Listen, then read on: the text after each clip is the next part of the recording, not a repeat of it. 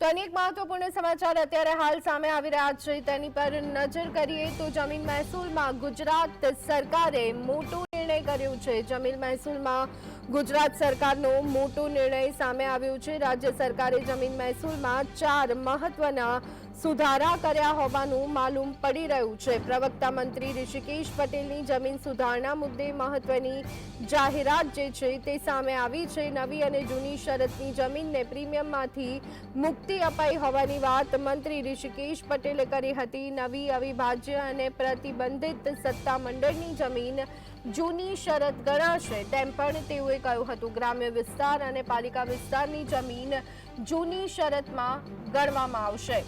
તો આ સાથે જ બિનખેતી હેતુ માટે પ્રીમિયમને પાત્ર જમીનને જૂની શરતની ગણવા માટેની વાત મંત્રી ઋષિકેશ પટેલે કરી હતી। બિનખેતી માટે પ્રીમિયમ પાત્ર જમીન પર ઉદ્યોગ ધંધા વિકસી શકશે।